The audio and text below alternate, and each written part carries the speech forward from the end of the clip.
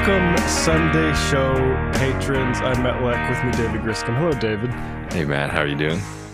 I'm doing pretty well. I'd be doing better if I was getting $8,000 a month for the opinions I already had, but you know, I guess we'll just have to do it the old-fashioned way by trying to slowly build up a membership and, and talking about and telling the truth. You know. Yeah, like I want to be recruited and trained. Train me, chorus. For folks who don't know what we're talking about, I mean, let's get right into it. Yeah. There was a Wired article published August 27th. That was, I believe, Wednesday.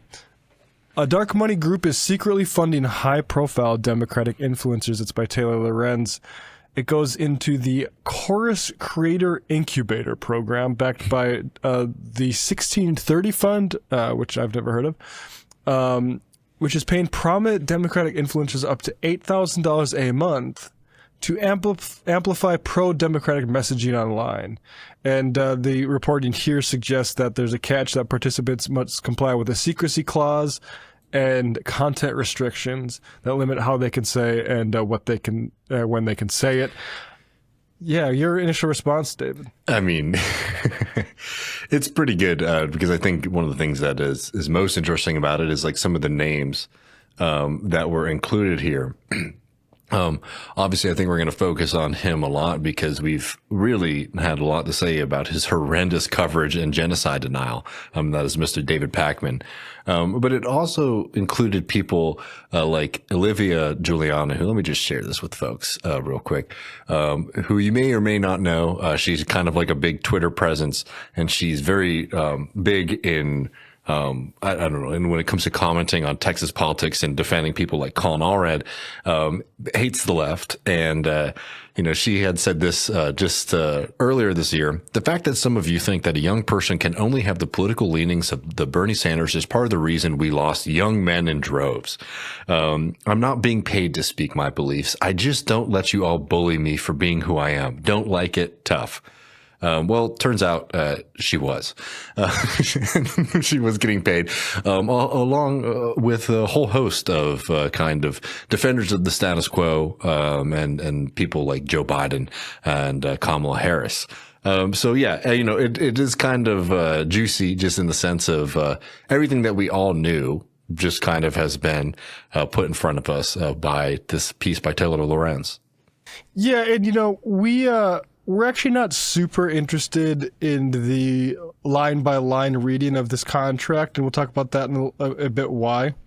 There is some, I guess, clarifications going on in Wired. They've added what's in the form of a correction but doesn't really seem to, which basically just says one of the subjects of this has gotten out in touch to clarify some things, but I don't see any sort of major retraction there. But there's this section here, which was, I believe this is somebody who also took the money. But there's this clause here. I just want to read this. Book engagements. Chorus will provide contractors with access to the Chorus newsroom, which coordinates booking and engagement opportunities for creators with government officials, policy, and nonprofit experts, and others whose expertise and experiences are relevant to the Chorus progressive policy agenda.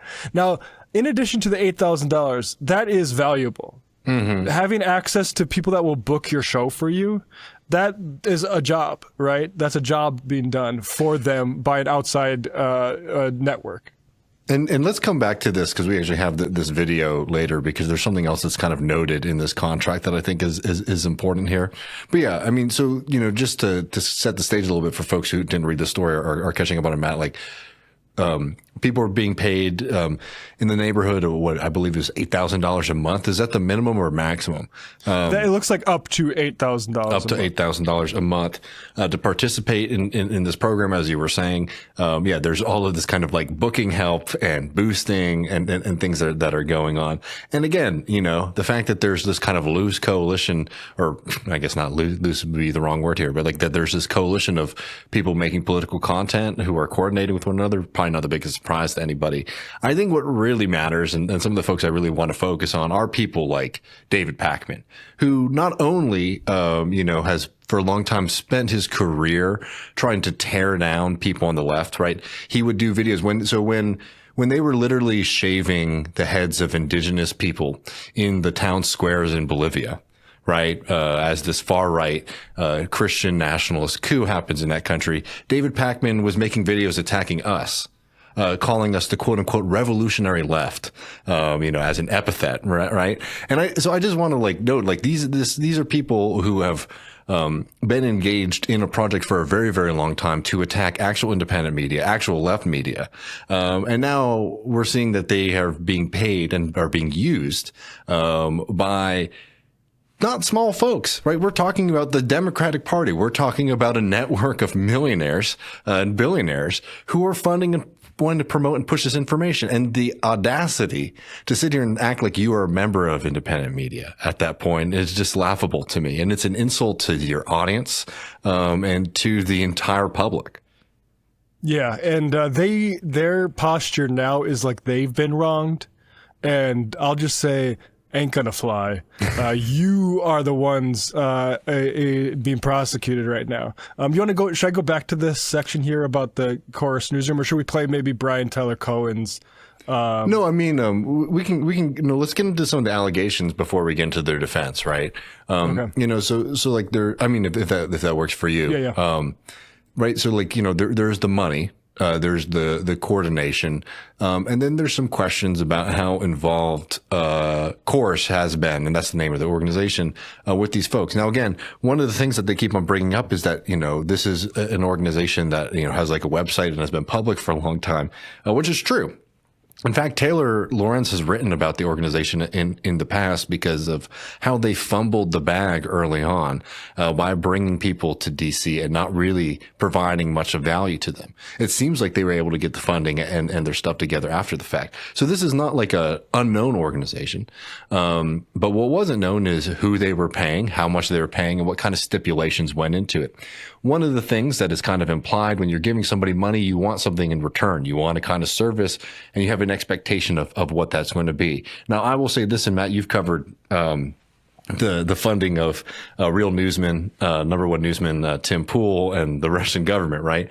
These things never really operated in the sense of, oh, here's a story and here's how we want you to cover it. It's kind of like, oh, I know what you're going to do and you know what it is that we would like.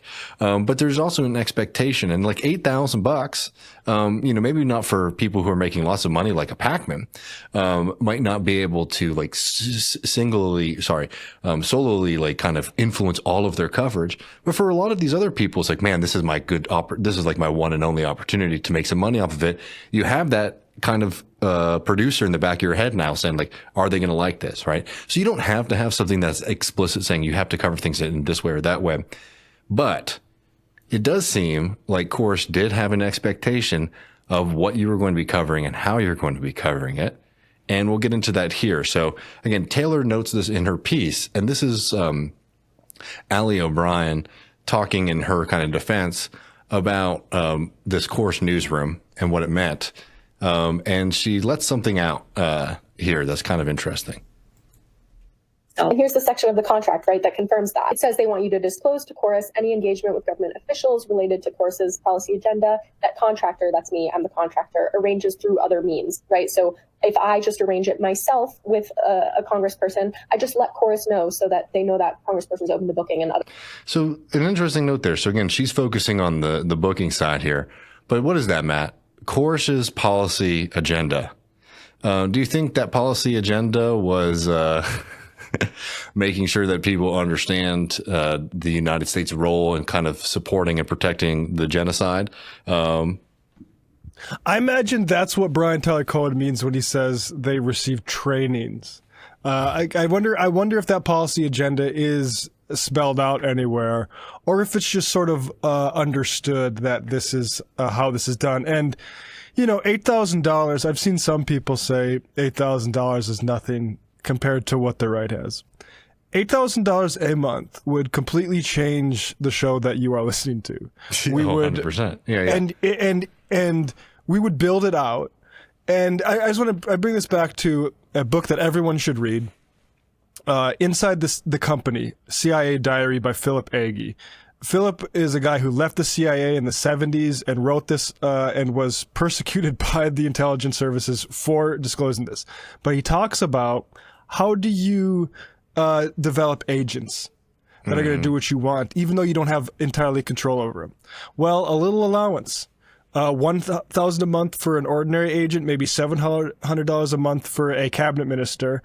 And what happens is you give those people a little bit of money, say, hey, we're just here for democracy. We see our interests are sort of aligning. But then those people get used to that. That becomes a normal part of the budget. We're counting on this $8,000 every year. We're making plans forward for what this enterprise looks like. Mm-hmm. And then all of a sudden, if the CIA says, oh, we don't really like that you are supporting land reform, all of a sudden that money is gone. And they might never say why it was. They might give a good hint.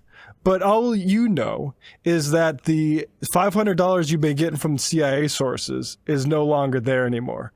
And so that's why, like we've sort of mentioned this already, downplaying what is exactly in this contract. Because first of all, what's in the contract is damning. So that's not why we're downplaying it. But I don't think David Pacman needed a contract to tell him to be a spineless coward on Israel. No, I mean 100%, Matt, and I like the idea that we're having these kind of conversations, and let's get into some of the defenses here, but like the idea that we're having these kind of conversations about talking about how like no, we're still independent, we're still saying this and saying that. It's like the whole idea that you are getting money that is affiliated with one of the major political parties in the United States of America, in the world. And you're calling yourself independent. You're presenting yourself as if, the whole idea around independent media, the podcasts, social media is that like, this is citizens journalism, right? These are just like everyday folks sharing our opinions with one another, right? We're getting away from having, contracts and middlemen and, big corporations kind of mediating and deciding who gets to be on TV and who doesn't, right? Well, you're gaming the system, and it doesn't matter if you feel like your vision of the world is uncorrupted and true. Once you start taking money like that, it fundamentally affects, what you're producing, what you're focusing on. And two, as Matt was saying, it also amplifies, certain kind of views that are being selected because they are friendly to power, right? I mean, I thought the fact that, Pacman was taking photographs with Joe Biden as they are committing a genocide was just a horrendous decision on his part. And, it seems like, there was much more to that story than we knew at the time. Yeah, let's start with David Pacman, because, there's a few different concerns here. There's the transparency issue, which it's insane to not disclose that, to know that you're getting this money. And also, if you're not a Pacman watcher, like we are, or watcher might be the wrong word, if you don't check in every once in a while to see what he's up to, this is a guy who is obsessed with his bottom line. It is frankly, I'm embarrassed for him to watch the kind of shit that he does. Knowing the amount of subscribers and money that's coming into that platform, he's constantly kind of drumming up things for engagement, being like, oh, we might not be able to do the show anymore. Am I being canceled? He's always complaining about quote unquote being punished by his listeners for his correct opinions. He did a whole video. It was like, I'm being canceled for speaking the truth on Israel. It's like, are people canceling me for my positions on Gaza?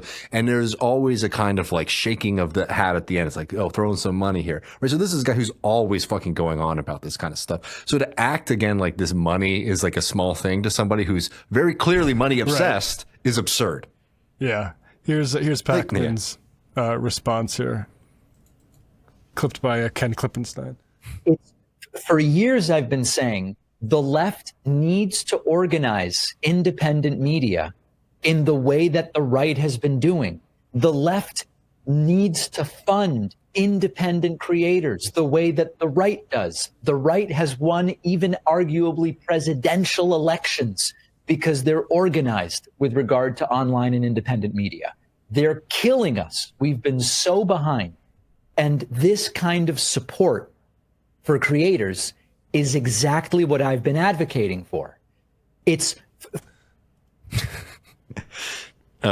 let me go ahead. That is the most self-serving bullshit in the entire fucking world, fucking man. Disgusting. And you know what? if he was honest, he would do this. He would have said, guys, it finally happened. We're finally being supported by the Democrats. We've got this new grant in, so we're going to be expanding the show. We're going to hire a new producer to keep us on track of certain issues we've been letting fall through the tracks.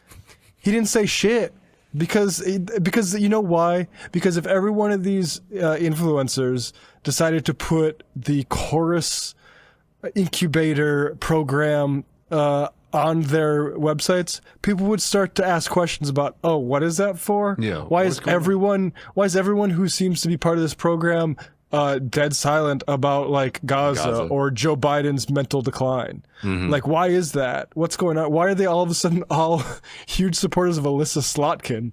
Where'd that go? It would be too clear. It would be too obvious. That they can't risk that transparency because it would make it too clear what's going on. Okay. There's two things. Let's talk about how effective this is, and then we can talk about the ethics of it. Responding to Pacman's video here. Not effective at all. People like Pacman and Olivia and the rest of these folks who are supposedly like, oh, we need to funnel money to them so that we can win information wars. You guys are all losers. Your political project is in chaos. You lost to fucking Donald Trump again. Right? It is one of the most disastrous elections in my lifetime for the Democratic Party. Y'all lost with the communities that are supposed to be the bedrock of your movement. In Texas, a state that has seen some of the most horrific effects of, the border theater that Abbott and Trump engaged in, saw massive swings of Hispanic Texans to the Republican Party because they hate motherfuckers like Pacman and they hate people like Olivia. These people have no ability to connect with working class folks. They only are able to whine, and their fundamental function is not to convince people to join the Democratic Party or to support their policies. It is to tell the people in power, y'all are so good and the world is so fucked up and everybody's stupid except for us, right? It's personal. It's like personal therapy for folks. It's not political media, right? It is not about convincing or winning folks over. It is literally just about making excuses for the most powerful people in the world. And that gets me to the second point. Do not fucking call yourself independent media if you are taking money from the Democratic Party. It is an insult to us all to sit here and act as if, hey, look, if you want to be a partisan, be a partisan. I have way more respect for that than this kind of nonsense about like, we're just kind of like hardworking independent folks like standing up for the party. It's like, no, you're getting money from it. And that comes with stipulations and expectations. You do not get to call yourself independent anymore. It means it turns that concept into meaning absolutely nothing. Independent of what? You already take money from, you already do ad reads for big companies. Okay. You're now getting money from millionaire donors to the Democratic Party. Okay. So you're not afraid of taking money from rich people, and you're doing the bidding of the largest and the oldest party, still in operation, on the planet, right? It is truly absurd and an insult. And, it's despicable. And frankly, it's not surprising to me that this has been going on. What is surprising is that it came out in this way. And I guess that they found a way to get some of the most inept people in left, let's call it Democratic, stooge media all together under one roof, right? It is kind of impressive that they just kind of have a detector for some of the weakest, most ineffective broadcasters out there to sort of start throwing money around for no reason other than inflating the egos of all these people who, somebody like Pacman, him going to the White House and being kind of like acknowledged by them must have been like the kind of height goal of his career, right? And that just shows you exactly what kind of a person that he is and why this is somebody who has seen mothers crying on the ground over burnt remains of their children and has the audacity to fucking lie about it. That's the kind of person who wants to be kind of recognized by the genocidal party that the Democrats were under the leadership of Joe Biden, right? This is somebody who will accept any kind of evil because he wants to be on camera and he wants to be known. I don't know, man. That's probably as bad as it gets, friends. Sorry. Yeah, I mean, Dems could just support you the way your fans do. You could all of a sudden notice, oh, there's 4,000. Somebody bought in at the $4,000 David Pacman supporter thing, but they want a contract because it actually is kind of about control for them. And here's another little quote. Let's see how independent David Pacman is. This is another thing he wrote this morning. After a recent Wired hit piece now fully debunked, false claims started circulating, and sadly some people chose to unsubscribe from my website, so back on his bullshit, Substack, or unfollowed on YouTube. That outcome is exactly what the author was hoping for when they put out a misleading and inaccurate article. If you want to support what I do, please consider subscribing. Now, let's go to another guy I've never heard of, named Aaron Parnas. Great minds think alike, as they say, right, man? Exactly, yeah. Because of a recent Wired hit piece that has now been debunked, misinformation spread like a wildfire, and several people decided to unsubscribe from my Substack. This is what the author wanted, despite publishing a false article. Please consider subscribing and support my work today. The only thing that would be better is if they put the wrong link in there. They put, the Pacman, or vice versa. Yeah, I mean, look, this is something that should be credibility killing for these folks, and I hope that it is, because these people not only, I think, have kind of just shown themselves to be incapable of being forces for growth for the political organization they're associated with. They are also just folks who are magnets for waste. Like, the amount of money being thrown at Pacman is just such a waste when you think about what could be done with that. Or somebody like Juliana, right? Who they were tapping to kind of help them win back young men, as if this person has any conception or ability to do that. This person can't. Yeah, I mean, it is tremendous the amount of money that this party and movement is willing to waste on freaks like this.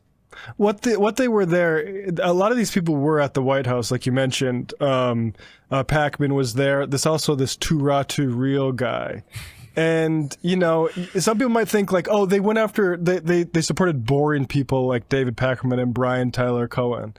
It's not boredom that they're interested. Like, it is how subservient they are to the party. Here is a selection of Too Raw, Too Real's tweets about AOC. This is in order from how they show up in Twitter search. The first one is, I shouldn't be laughing hard at this AOC meme, which has Americans' hand reaching out of water drowning, AOC's hand extending only to paint her fingernails. Here's another tweet from November 2022. Who did y'all really think was going to be the next leader of the Democratic House? AOC? It was always going to be Hakeem Jeffries. AOC didn't have a chance in hell of beating Kamala Harris in a primary, and I'll tag her Rep AOC just to make sure she's aware. Every time AOC speaks or tweets, I have to go see a neurologist to find out how many brain cells I have left. From just lost listens for basically Republican messaging. Yeah. And give this guy $8,000, please. Yeah. And here's his response to this. Yeah, please. I love this so much. This is fascinating. And you know why? Why were they there in the White House? It was nothing to do with them. They were there to reassure the wealthier donors to keep getting their checkbooks out for the Biden and then Harris campaigns. To say, hey, all of that warning sign, that check engine light that we're getting about this Palestine stuff, look at these kids, these young influencers. They're saying we can ignore that's just online. Okay, so then Kamala Harris gets to raise $1 billion and still fucking lose because the party's not getting actual signals from what its voting population wants. It's insulating itself from that, creating its own fucking reality. But here's Too Raw, Too Real. Damn it, Taylor, you caught me. You caught me like Colonel Mustard in the Library of the Candlestick. You got the clue, girl. You did it. This is what we talk about, real journalism. I'm talking about she's giving Diane Sawyer a run for her motherfucking money. What is it? Diane, tell me. And you can tell why these people won the election, by the way. Already. What the fuck is this? No, Who's sticking around for this? This is for babies. This is like Miss Rachel for adults, for evil Except adults. Miss Rachel, you actually get some good morals from watching that. Yeah, right. It's like, yeah, if Miss Rachel was a Zionist and made content for 30-year-olds. What is it? Diane, tell me. Do you know? Do you really know? Did you really know? No, you know. Thank you. Let me start off by saying this. Taylor Lorenz, you're a piece of shit, and I don't know how you can call yourself a journalist without even doing a lick of fucking research. You're just thirsty. Probably because, unlike you, who gets paid by shady donors, I have some issues with Taylor Lorenz, certain issues. She is paid by Wired. That was a piece of publishing. That was a piece of journalism that was put out by a respected publication. Yeah. So already we've wasted half a minute here. Nothing's been said other than watching like clip slop and all right. And now we're I'm about supposed to get respect some props, you. Right? I think we're getting some tea. We're getting some tea, right? Oh yeah. Let's get the prop. Let's get the prop comedy in here because that older especially white donors love this shit. A fucking research. You're just thirsty. So I want you to drink this up. You said in your article that we are not allowed to disclose the fact that we are cohorts of chorus. If that's the case, then why did on November 20th, to be precise, 2 weeks after the election, I had a donation link and a video disclosing the fact that I was trying to partner up with Chorus where we were trying to get funding. There was a donation. Wait, I didn't hit that trying? So you hadn't even signed the contract yet. You were auditioning for this? Okay. Yeah. No, that's Donation link, and it's still up there in my bio. This isn't breaking news. My followers know. Everybody knows. We hosted forums. I'm confused on how this is news. And secondly, you wrote about Chorus before. Did you not write an article saying that they weren't paying content creators? Chorus isn't doing anything. The content creators feel like they're not getting paid. They're doing free labor, this, that, and the other. So which one is it? Are we getting paid? Probably the updated story. That's usually how time works. I mean, yeah. It's like zero object permanence. It's incredible. Yeah.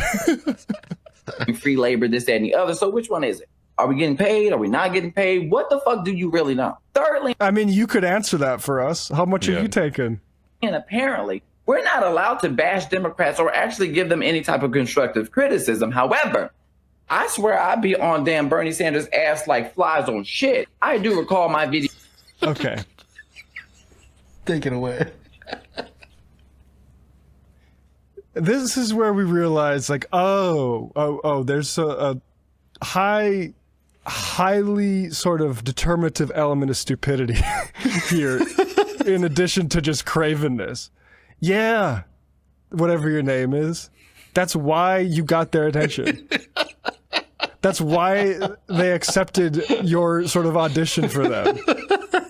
Is because you're on Bernie Sanders' ass all the time. Yeah. And AOC's ass, for that matter, all the time. Yeah. If you were on Alyssa Slotkin's ass or Gavin Newsom's ass, you wouldn't have got a call, buddy. No. And you ain't. And then he says something about like, oh yeah, I criticized Chuck Schumer. Yeah, everybody criticized Chuck Schumer. Like everybody thought that was the wrong thing to do. Like that's not that impressive. So yeah, I mean, it's like 100%. I mean, what is represented here is clearly like a faction within the Democrat Party, right? You know what I mean? Like the idea is like, well, I did partisan stuff for like my section of the party. Well, how could you ever accuse me of being a foot soldier for a shady operation? Yeah. So I mean, let's move to maybe the most substantial response, and it's the one that angered me. Well, maybe not as much as Pacman's, but this is a guy named Brian Tyler Cohen. I'll be honest. He's kind of head honcho. He's risen to the sort of top of this progressive media sphere very quickly, in a way that I always thought seemed a little bit industry plant-ish. And it turns out, yeah, that is right. That's what he is. He is a big-time connector here. He is sort of the organizer of this a little bit. And let's hear how he describes this. Totally, thing you should trust. At the risk of giving an internet troll more attention, I want to address a piece that Taylor Lorenz.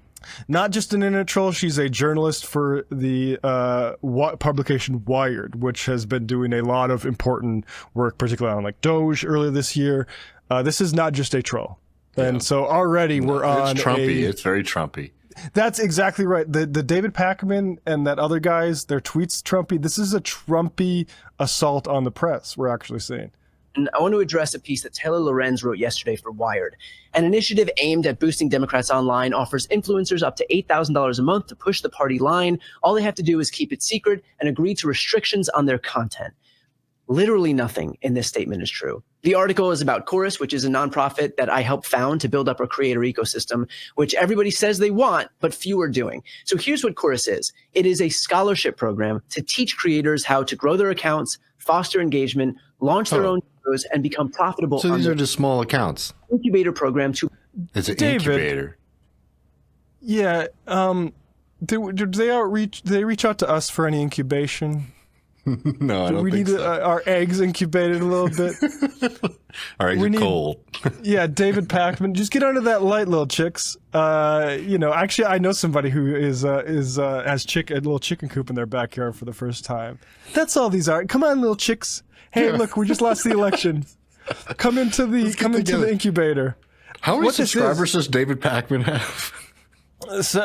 3 million, I think. Brian Tyler. Okay, good. What's his name has about 4. Glad he's getting incubated. Come in. Well, and yeah, like, little chick, he's got your $8,000. I'm getting out of that egg quick if you start giving me $8,000 a month.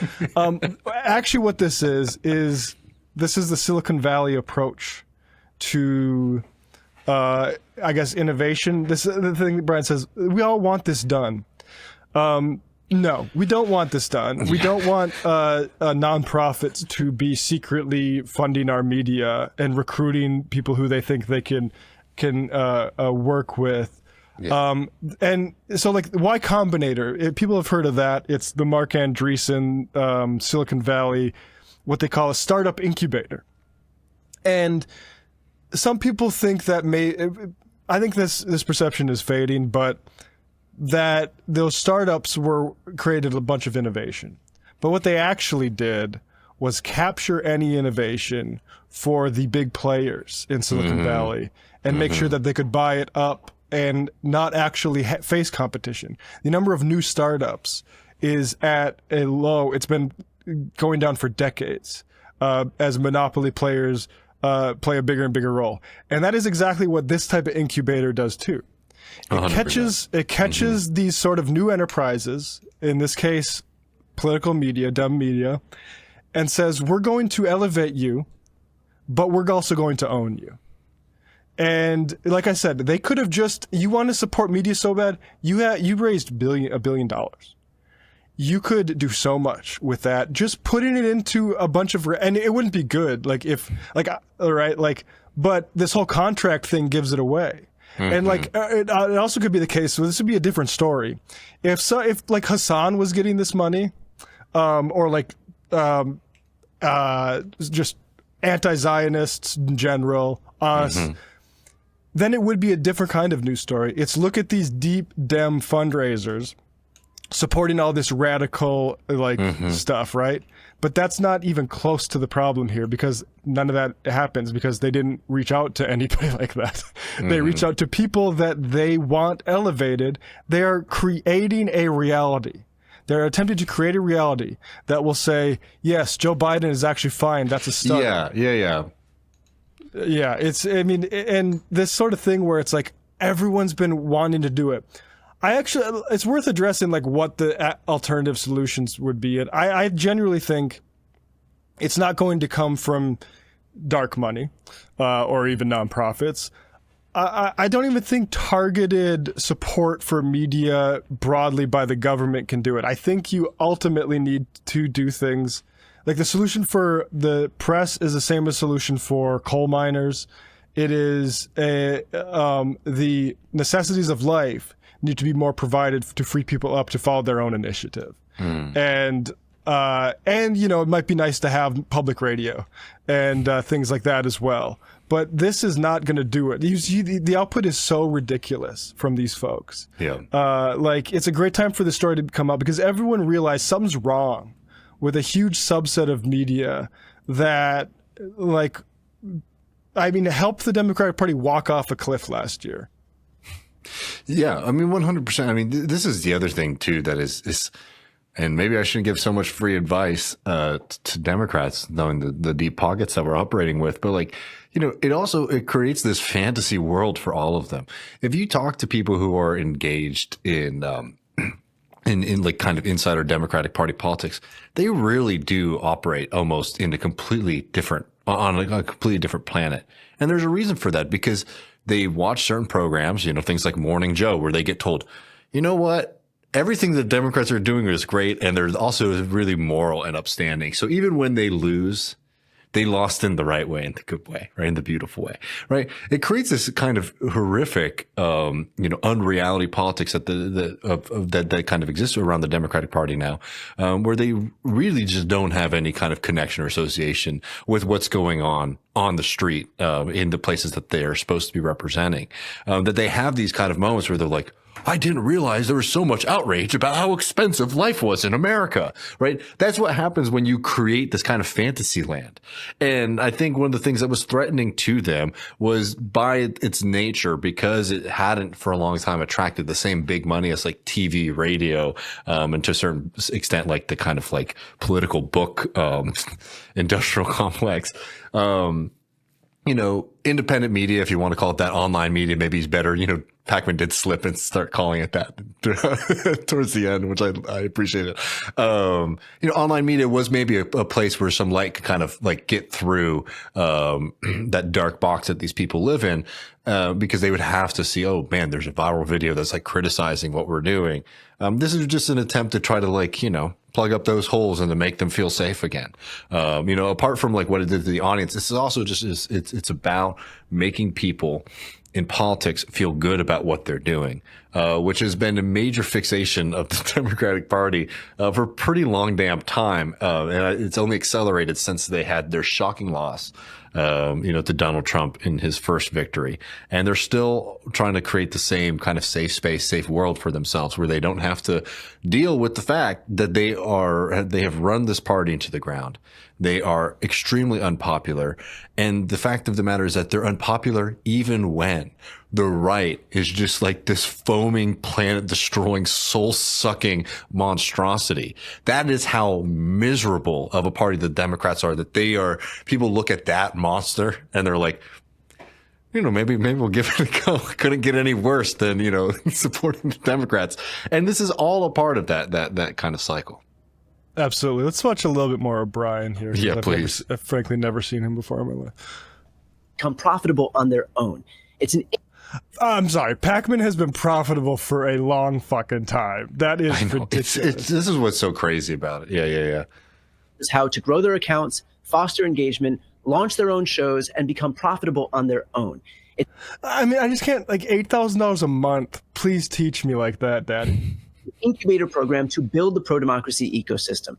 Influencers and creators have never been more important when it comes to how Americans are consuming their news. The right has been doing this for years, and the left needs to catch up. That's why we're doing this with Chorus. So let's talk about what Chorus is and what it's not. Chorus does not pay creators for content, does not tell them what to say, it does not control who they talk to or work with, and there is absolutely nothing in the contract that could even be reasonably interpreted to say that we do. Period. Full stop. I just don't know how that claim gels with what's been released. Hey, can we pull from that? the contract. Let's pull this up again. I'll just, so we can show it one more time to folks, because it seems like, you know, one of the other. I got it. We don't have to pull it off. I just want to share it. Yeah, here's one of the contractor agrees to utilize the Chorus newsroom to book engagements. So you agree to have them book for you. That is them determining who's on the show. Yeah. And then 2, disclose the Chorus or others on topics related to Chorus's policy agenda. This is in the contract. This is somebody who's a member trying to defend what y'all are doing, showing and claiming something contradicting what he's saying right there. It is wild to me. And look at what she notes or they note in their bit is that sometimes I don't tell them. It's like, yes, okay, whatever. Like sometimes they might be running a sloppy operation. Yeah, you know what I mean. The chances, if they wanted to make a stink out of it, they would have a contract to point to the fuck exactly. you. That's how contracts work. Yeah, they don't. Contracts often you're not like some break a Dungeons term and for Dragons like paladin who's like physically incapable of doing something. You can do whatever you want. It's just it's the same thing like here in Texas and in other places where they make people sign an anti-BDS and like a pro-Israel loyalty pledge to work for them. It's not like the state is investigating every single person and being like, are you posting this? Are you participating in BDS? It's so that if they want to, they can definitely come at you. You know what I mean?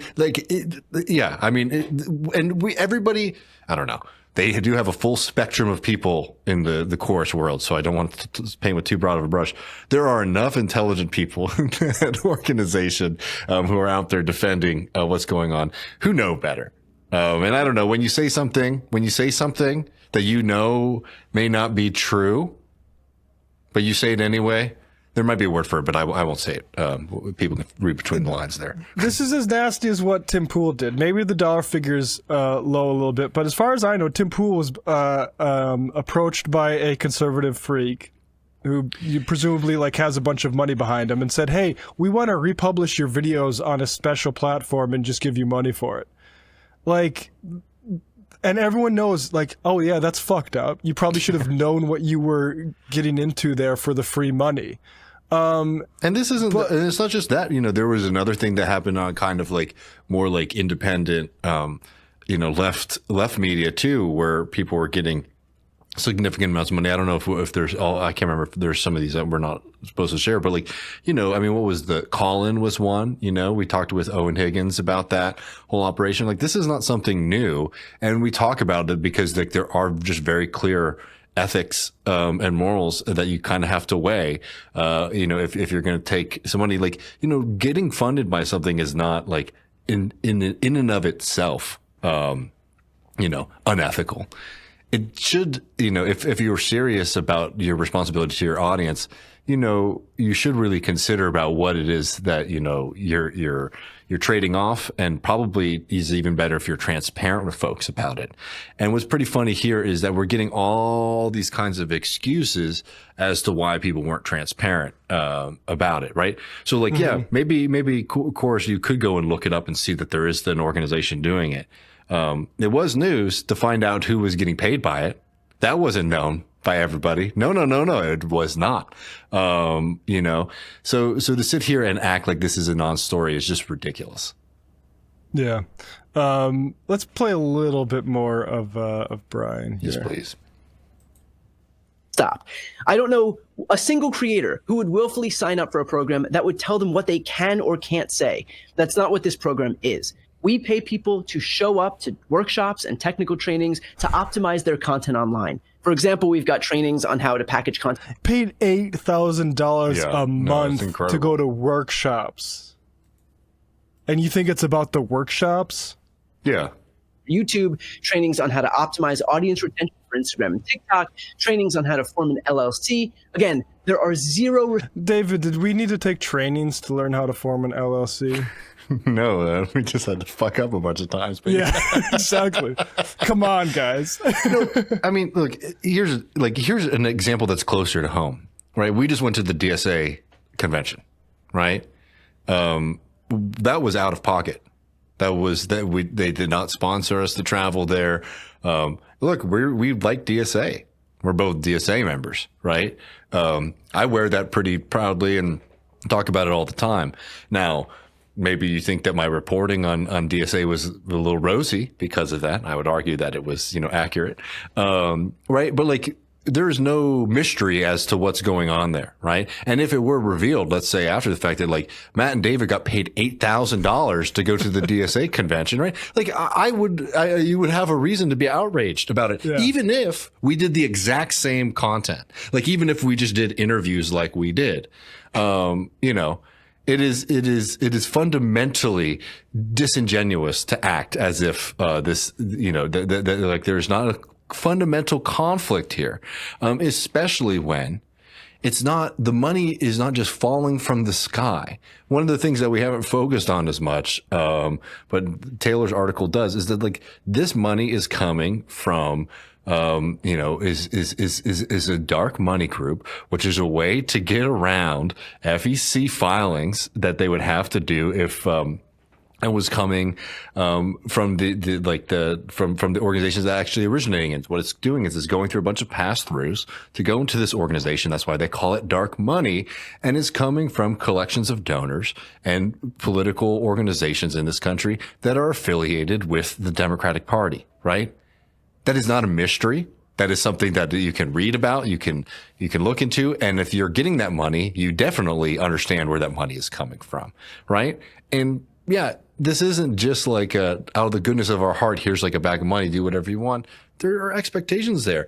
And, they don't explicitly say in the contract, it seems like, do not talk about this, do not say that. But it does say that like, hey, we're going to keep our eye on what you're doing. That's what's implied in the contract too. Is like, oh, like there are expectations about what you do and how you operate as a member of this, relationship.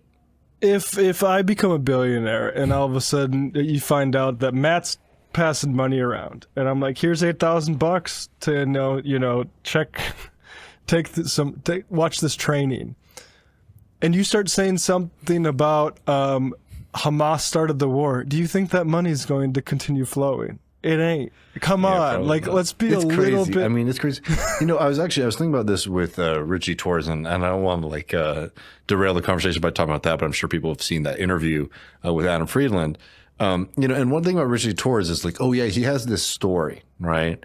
Of like, being, single mom, growing up in poverty, and I'll just say, like, I've been very open about this. Like, I have, not the same life as him, but like, I grew up extremely poor with a single mom, first in my family to go to college, all this kind of stuff, right? That story that Richie Torres tells about himself is kind of to give him some like bone, to make him seem like a legit guy, a trustworthy guy. But to me, you know what that says to me, given the actions that he's taken?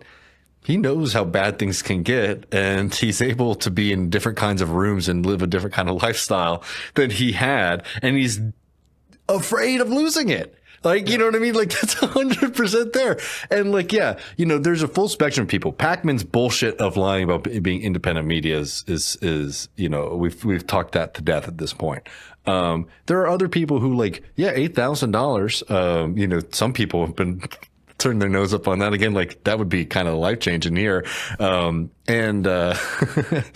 if that's just doubling your salary changes your life, and you're going to want to protect that. You know what I mean? It's crazy. Anyway, yeah, it's wild. And just to kind of maybe wrap it up here, this whole imbroglio, to use one of my favorite vocabulary words, brings a new light onto a good piece by Nathan Robinson in Current Affairs, which was titled "Midas Touch Turns Democrats' Minds to Slop." Now, I didn't see the Midas Touch guys involved in this, but our friend Brian Tyler Cohen is. And so let's go down to here. Likewise, the existence of the left is virtually shut out of these channels.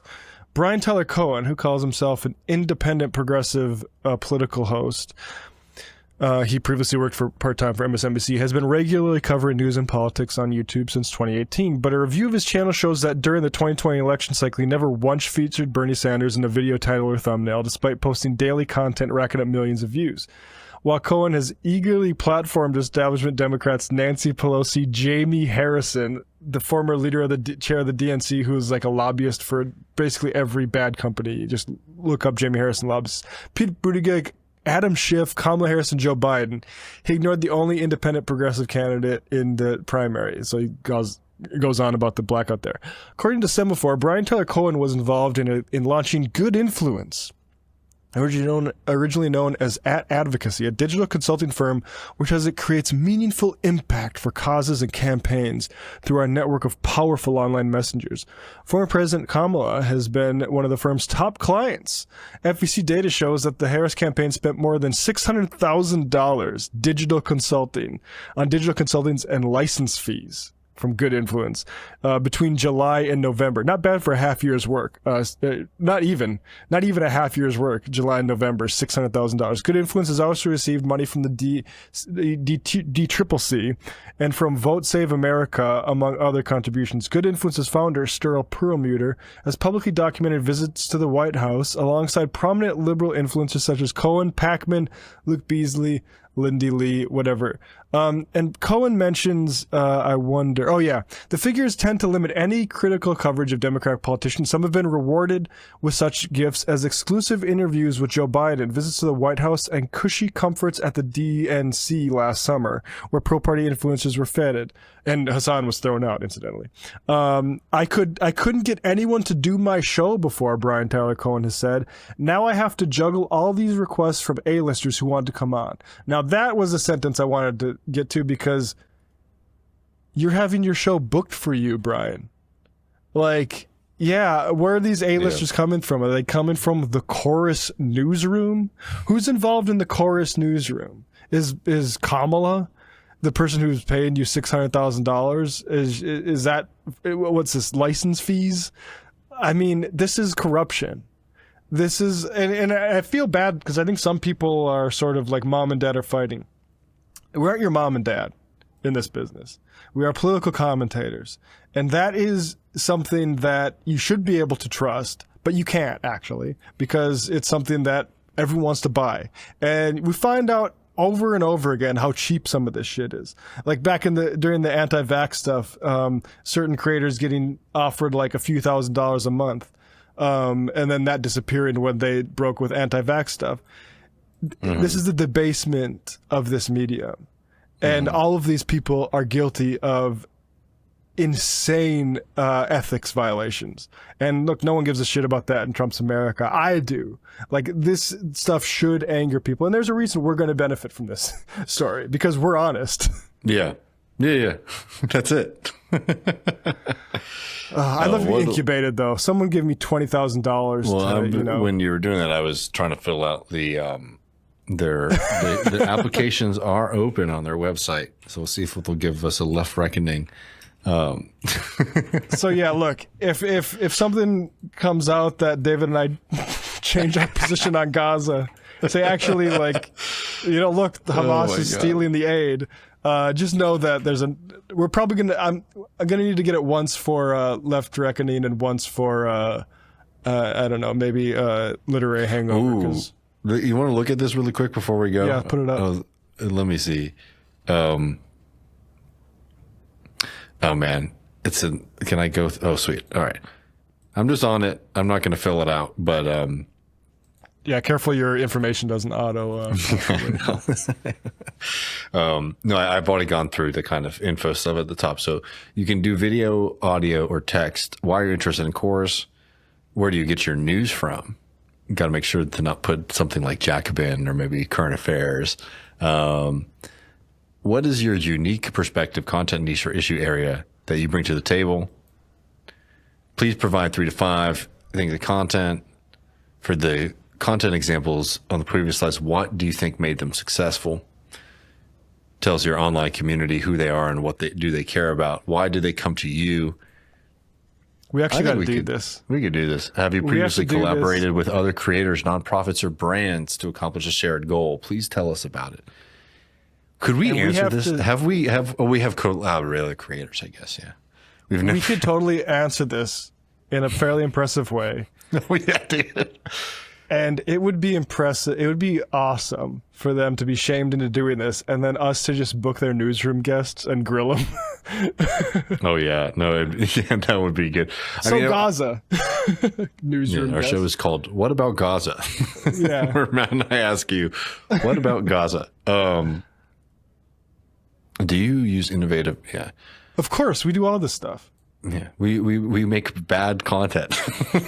And we're going to list this video in one of the things we're proud of. Oh man, no. All right, friends. Well, by the that was time fun. by the time you're listening to this, we will officially be in the Arch. Join the Manning- chorus. We will be in the Arch Manning era. I'm very excited Oh, yeah. to see how the University of Texas does. There's a lot of brand partnerships in college football these days. I don't think course is one of them, but it's been fun looking into that and taking a little bit of distraction from my football preparations on this beautiful day. Big weekend for David. All right, friends, we'll be back on Tuesday. As always, we appreciate you so much and take care.